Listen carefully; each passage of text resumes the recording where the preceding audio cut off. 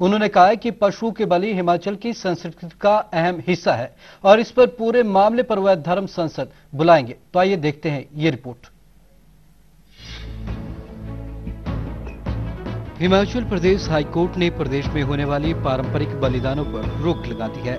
एक जनहित याचिका पर सुनवाई करते हुए हाईकोर्ट ने पशुओं के बलिदान पर पूरी तरीके से रोक लगा दी है। कोर्ट ने कहा है कि हिमाचल सरकार को जनता को इस बारे में जागरूक करना चाहिए कि पशुओं का बलिदान उचित नहीं होता।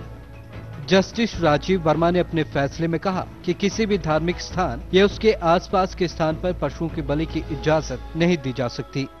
इसके साथ ही कोर्ट ने सभी जिला उपायुक्त और एसपी को भी इस आदेश के पालन पर पूरी तरीके से चौक चौबंद रहने के निर्देश दिए हैं।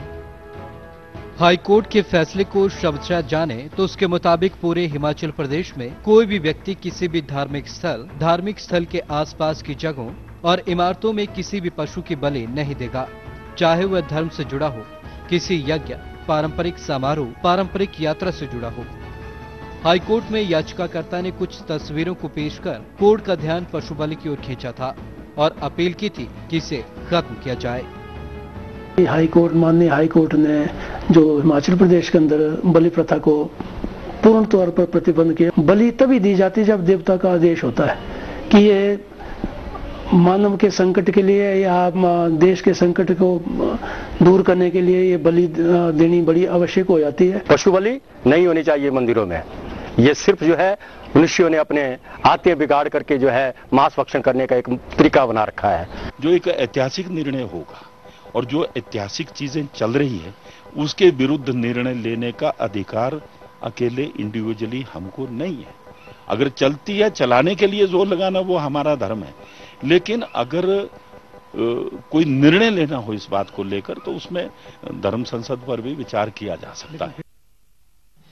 हिमाचल प्रदेश हाईकोर्ट का यह आदेश क्या हिमाचल की परंपराओं को ध्यान में रखकर नहीं किया गया है और क्या इसके लागू होने से हिमाचल की संस्कृति को ठेस पहुंचेगी?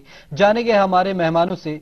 तो आपका तारुफ करा देता हूं आज के हमारे मेहमानों से। महेश्वर सिंह जी हैं, हिलोपा प्रमुख हैं। विजय सहगल जी हैं, वरिष्ठ पत्रकार हैं। अधीर रोहाल जी हैं, वरिष्ठ पत्रकार हैं।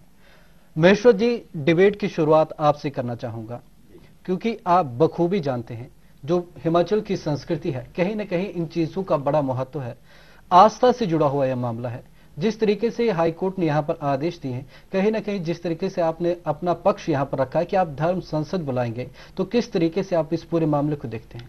देखिए, इससे पूर्व की मैं आपके प्रश्न का उत्तर दूं, ये स्पष्ट कर देना चाहूंगा कि राजनीतिक दृष्टि से मैं हिमाचल लोकहित पार्टी का अध्यक्ष हूं और जहां तक पशु बलि का संबंध है, मैं जो कुछ भी यहां कहने जा रहा हूं वो एक पार्टी के अध्यक्ष के नाते नहीं, इसके अतिरिक्त मैं एक ऐसे परिवार में जन्म लिया है जो देव परंपरा से जुड़ा है और देव संस्कृति का अभिन्न अंग मेरा परिवार रहा है और हम रघुनाथ जी के प्रथम सेवक भी हैं।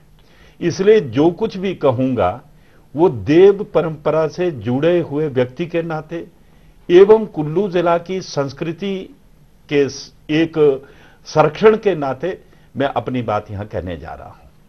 आपका प्रश्न है कि किस तरह से इस बात को आप आगे ले जाएंगे।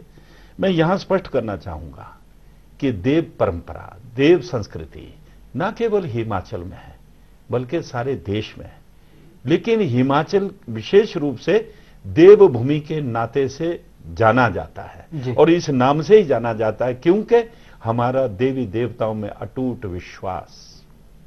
और ऐसा नहीं है, समय आने पर हम अपने देवी देवताओं से भी प्रश्न पूछते हैं और उनके जो है उनके आदेशों का अनुपालन करते हैं।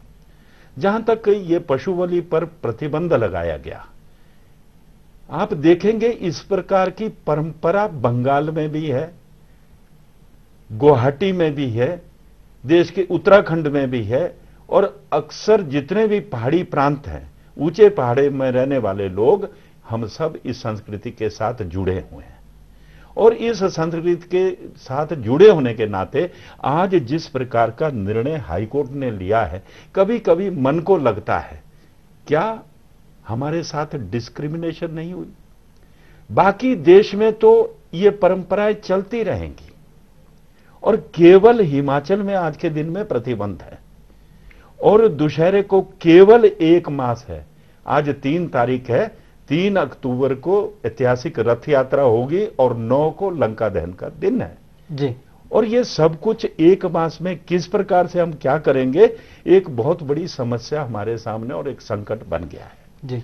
और जहां तक बाकी जगहों का सवाल है, 2 प्रमुख उत्सव अब आने वाले हैं, एक ईद का उत्सव और दूसरा विजयदशमी का जी। और जो मैंने पढ़ा है उसमें बार बार मंदिरों का नाम आया है। क्या केवल एक समुदाय के साथ ये होने वाला है या औरों पर भी प्रतिबंध है? एक तो ये प्रश्न है। दूसरा, अच्छा होता कि हमको उच्च न्यायालय ने अपनी बात कहने का अवसर प्रदान किया होता। विजय सहगल जी, आपके पास आना चाहूंगा। जी। जिस तरीके से हम मामले को देख रहे हैं, कहीं ना कहीं हिमाचल जो संस्कृति है, वहां के जो स्थानीय लोग हैं, उनकी आस्था इस तमाम जो मामला है कहीं ना कहीं गहरे तरीके से जुड़ी है। तो आप इस पूरे मामले को किस नजरिए से देख रहे हैं? देखिए, मैं महेश्वर जी से सहमत हूं इस बात पे कि ये हिमाचल की देवताओं के प्रति जो हमारी आस्था है उससे जुड़ी एक परंपरा है। और पशु बलि, ये भी कह रहे थे, मैं भी इस बात को मानता हूं, न केवल हिमाचल में, अन्य प्रदेशों में, विशेषकर पर्वतीय क्षेत्रों में और इलाकों में चलती आ रही है। और उसका जुड़ाव सीधी तरह से देवताओं को प्रसन्न करने के लिए, देवताओं की आज्ञा मानने के लिए। और अब ये जो आप क्लिप दिखा रहे थे वो ये भी था कि वो उनका जो अनिष्ट किसी पे है, वो अनिष्ट को दूर करने के लिए उसका पूरा जो दुष्प्रभाव है वो इसके पशु बलि के तौर पे बलि दे के वो संतुष्ट है। और ये बड़ी प्राचीन परंपरा है। इसको आप हमारे पुराने ग्रंथों में और पुराने अध्यात्म में देख के चलेंगे, आपको बहुत मिसालें मिल जाएंगी। लंका की बात कर रहे थे मिश्र जी, उससे पहले भी बहुत मिल जाएंगी। राक्षसों को आप रामायण में भी देखा था। लेकिन आज, क्षमा करेंगे मेरे इस कहने पे, कि आज हम जिस समय से गुजर रहे हैं, जहां हमने प्रगति की है, ज्ञान विज्ञान के क्षेत्र में की है, वहां मैं समझता हूं कि थोड़े से बदलाव का समय आ गया है जी। मैं उसको, उनकी आस्थाओं का कोई वो खंडन नहीं कर रहा हूं, ना कोई विरोध कर रहा हूं। वो अपनी जगह है, वो हमारे बड़ी गहरे आस्थाएं जुड़ी हैं। लेकिन आज के समय में जबकि ज्ञान विज्ञान ने बहुत तरक्की की है, स्वयं महेश्वर जी भी कह रहे हैं कि इसमें इनको आज्ञा लेनी पड़ेगी अपनी संसद की। संसद मतलब वो देवताओं की संसद, बड़ा मशहूर है ये जी। तो हमारे देवता भी इतने वो नहीं है, इतने जिसको बोलते हैं ऐसे नहीं है, कठोर नहीं है कि हम अगर अपनी पेटिशन दायर करें और कहें उनसे कि महाराज कुछ अब थोड़ा सा, तो हो सकता है वो भी थोड़े पसीज जाए। अधीर रोहाल जी, अगर बात करें मौजूदा समय की, हम बात करें, कहीं ना कहीं अब ये चीजें जो समाज में एक बदलाव के रूप में देखी जाती हैं। अगर मैं बात करूं, जिस तरीके से भुंडा महायज्ञ होता था, पहले नरबली के नाम से जाना जाता था, लेकिन समय के परिवर्तन के साथ भुंडा महायज्ञ का जो स्वरूप है वो भी बदला है। आज वहां नरबली नहीं दी जाती है। क्या इस स्वरूप को बदलने के लिए कुछ ऐसी कवायद लाजमी मानी जा सकती? देखिए, पहला तो कोर्ट का डिसीजन, उससे मैं लार्जर प्रोस्पेक्टिव में देखें, और बात यह सीधा कि कोर्ट का ऑर्डर आया है उसको इंप्लीमेंट किया जाएगा फोर्सफुली, वो इतना आसान नहीं है। आस्था से जुड़ा सवाल है और सदियों से ये परंपरा चली आ रही है। लेकिन कोर्ट ने जहां साथ में ये कहा है कि सरकार की ये जिम्मेदारी बनती है कि लोगों को बलि के प्रति जागरूक करवाया जाए, पहला स्टेप तो वो है। दूसरा, फिर मैं आपसे एक चीज, क्योंकि मैं खुद हिमाचल से हूं, ग्रामीण क्षेत्र से हूं, और वहां पर हमारे ग्राम देवता से लेकर कुल देवता से लेकर देवताओं का एक सीढ़ी नुमा एक चेन है।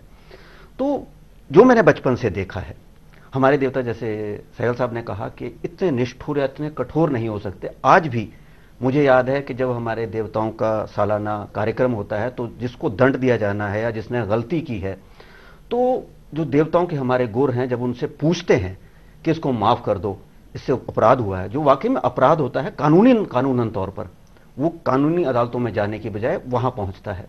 लेकिन देवता है, उन्हें माफ करते हैं।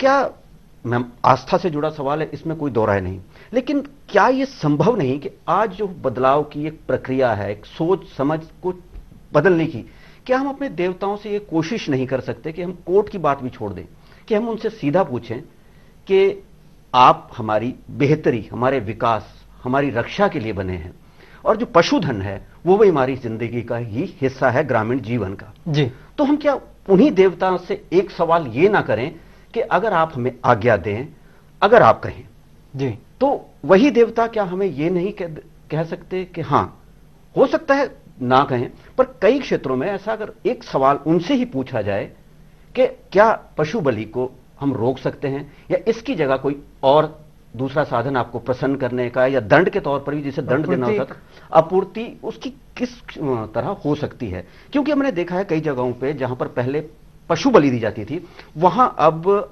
बदलाव के साथ पिछले 3-1 दशकों में जब से हम बड़े हुए हैं, नारियल तक की बलि दी जाती है।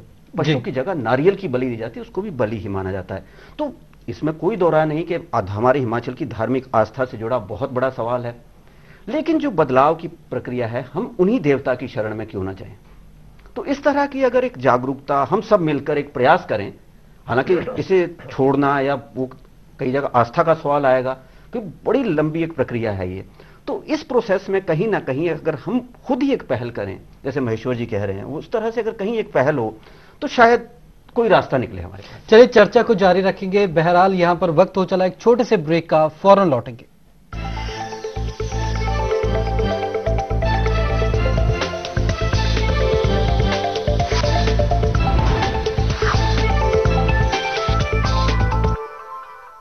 सुनो, मैं ये ले लूं?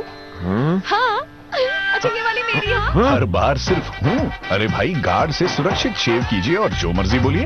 जच रही हो। और आप भी। जिलेट गार्ड, एक ब्लेड चले 7 शेव तक। पेश है नया जिलेट शेविंग क्रीम, सुरक्षित त्वचा और आरामदायक शेव के लिए। ये मौसम पकोड़े मिल जाते तो मजा आ जाता। कहने में हिचकिच। पकौड़े आपके हाथों से बने हो तो और मजा आएगा। जैसी भी खिचकिच, बोलो बिना हिचकिच।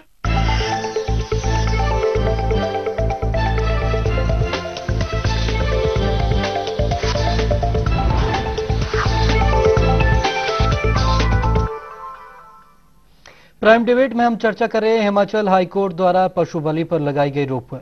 महेश्वर जी, आपसे जानना चाहेंगे, जिस तरीके से हाईकोर्ट ने यहां पर आदेश दिया है, डीसी, बीडीओ, एसपी और एसएचओ को यहां पर निर्देश दिए गए हैं कि अपने क्षेत्रों में इस बात को पुख्ता करें कि कहीं बलि ना दी जाए। अगर मैं बात करूं इस समय प्रशासन की, जो स्थानीय लोगों के निष्ठा एक किस्म से जुड़ी हुई है, तो फोर्सफुली प्रशासन भी किस तरीके से लोगों को यहां समझा पाएगा? वो किस प्रकार से समझा पाएंगे ये तो मैं उन पर छोड़ता हूं, लेकिन मेरे मन में भी कुछ प्रश्न हैं। क्या आज मांस भक्षण पर रोक लगने वाली है?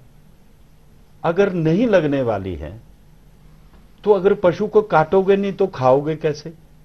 And what is the difference between A slaughter house और देव बलि? दी ओनली डिफरेंस इज काटने का तरीका एक ही है, झटका। एक कमरे के अंदर काटा जाता है स्लॉटर हाउस में, दूसरा कहीं किसी के घर पर या मंदिर में काटा जाता है, और एक पर कोई मंत्रोच्चारण ना करके काटा जाता है। दूसरे का अंतर केवल इतना है कि हम किसी चीज को अपने आराध्य देवता को अर्पण करके काटते हैं, और उसका इस्तेमाल तो सब उसी तरीके से करते हैं। और आप देखेंगे तुलनात्मक दृष्टि से जो पहाड़ी प्रांतों में बलि दी जाती है, उसको पशु को थोड़ा कष्ट तो होगा जब मारेंगे, लेकिन ऐसा नहीं है कि उसको तड़फाया जाता है। लेकिन परंपराएं हैं जहां तड़फाया भी जाता है, ये सब है। तो दूसरी तरफ एक बात और, कि अगर मानो जो मीट वेंडर भी है वो किसी भगवती का नाम लेकर उसको अर्पण करके काटता है, तो क्या उसको सजा होगी? हमारा दोष यही है ना कि हम इसको अर्पण करते हैं और काटते हैं, और खाना है तो काटना पड़ेगा ही, जीता तो नहीं खाएंगे ना।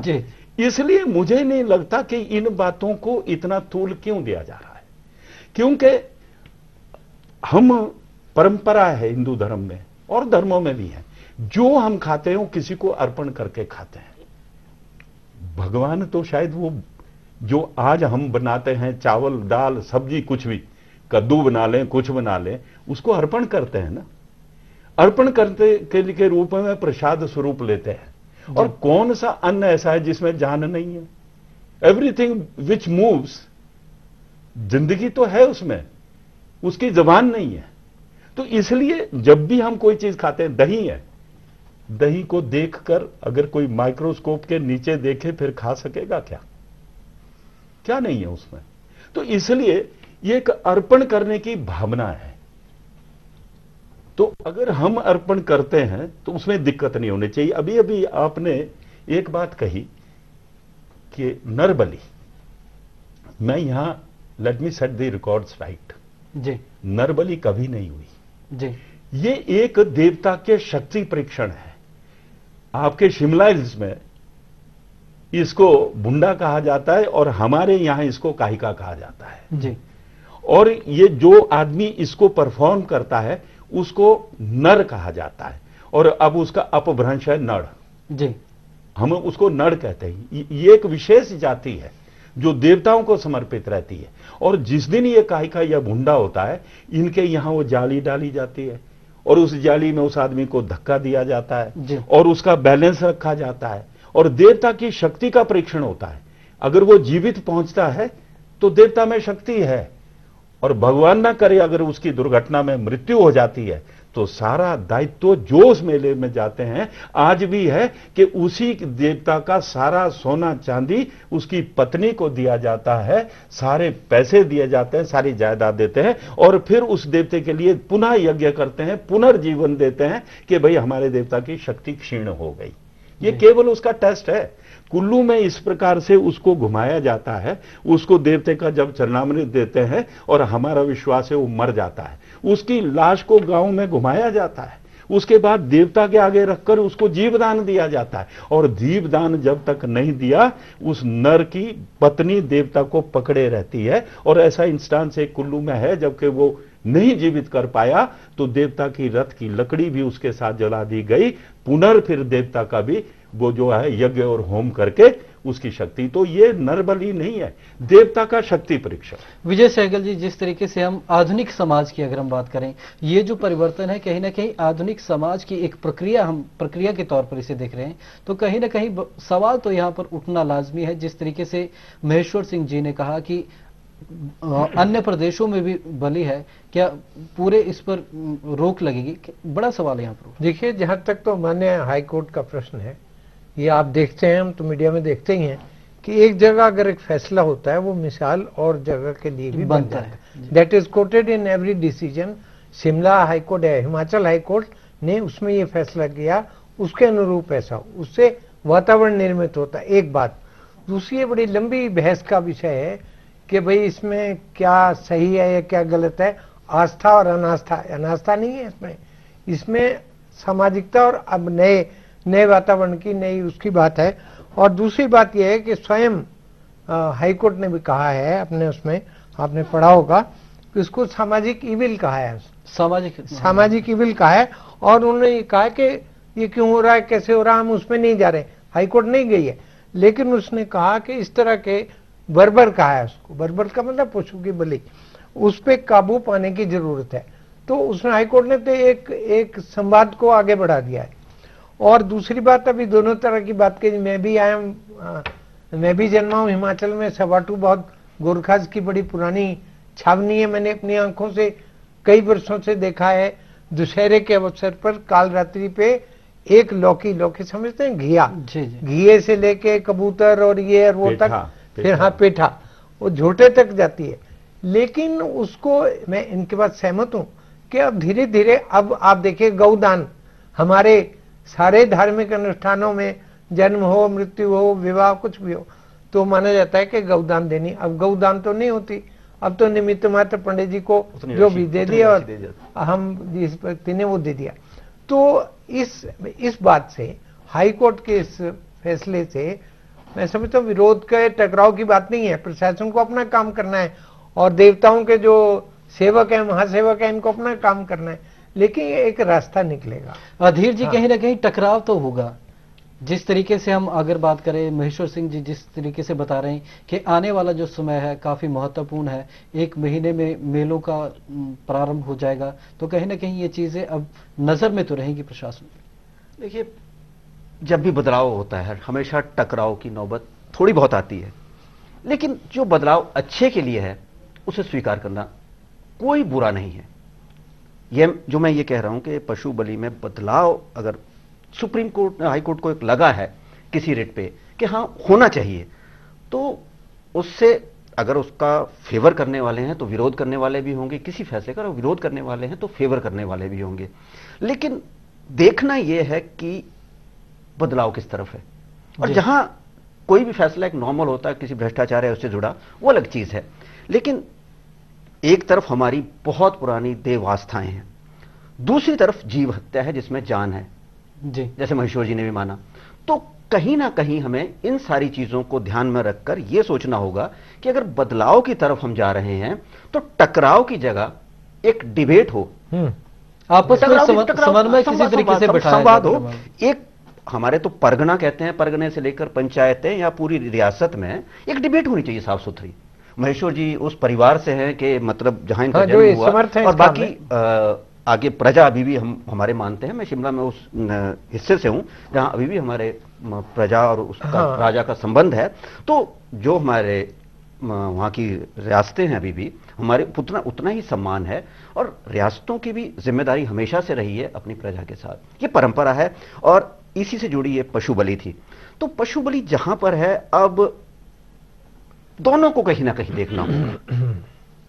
हम हाईकोर्ट के फैसले को छोड़ दें, दोनों को कहीं ना कहीं देखना होगा। महेश्वर जी, बड़ा सवाल यहीं पर ये उठ रहा है कि आखिरकार किस तरीके से यहां पर समन्वय बिठाया जाए। आपने जिस तरीके से पहले भी कहा कि धर्म संसद बुलाने का प्रयास करेंगे, तो क्या आपका अगला स्टैंड उसमें सर्वप्रथम तो जो देवताओं के मैनेजर्स हैं, जिनको शिमला इसमें मोहतवीन कहा जाता है, हमारे यहाँ उनको कारदार कहा जाता है, उनके अध्यक्ष का भी अभी आपने यहाँ दिखाई क्लिप, उनसे मेरी चर्चा हुई है और 8 तारीख को हमने एक मीटिंग बुलाई है कि हाई कोर्ट का हम मान सम्मान करते हैं, लेकिन इन सब बातों को चर्चा करना, डिबेट करना समय चाहिए जी। तो क्यों ना हम अदालत के सामने एक अनुरोध करें, आग्रह करें कि अभी तो हमको इनको निर्वहन करने दीजिए, क्योंकि इस शॉर्ट नोटिस में हम नहीं कर पाएंगे कुछ भी जी। लेकिन जहां तक देव परंपरा है, अगर हमारा देवी देवताओं में विश्वास है तो यह भी सही है कि हमारे लिए वक्त आने पर देवता ही डॉक्टर है, देवता ही कुल पुरोहित है और देवता ही मां बाप है।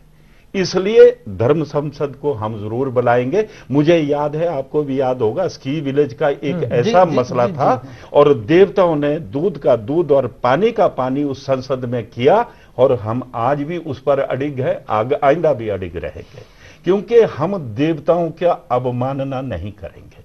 यहां दोनों महानुभावों ने एक बात कही है कि समय परिवर्तन आया जी। इसके साथ हमको कुछ सोचना चाहिए, लेकिन हम देव आज्ञा का उल्लंघन नहीं कर सकते। हम उनके समक्ष इस संकट को रखेंगे और उसका जवाब लेंगे, वो तो एक चीज है। दूसरा, जीवात्मा की बात कही इन्होंने जी। क्या जिस बकरे को या किसी गाय को, किसी भैंस को, किसी भी पशु को जब स्लॉटर हाउस में काटते हैं तो उसमें जीवात्मा नहीं है क्या? है। अंतर क्या है उसमें जी कि उसको काटेंगे तो खाएंगे।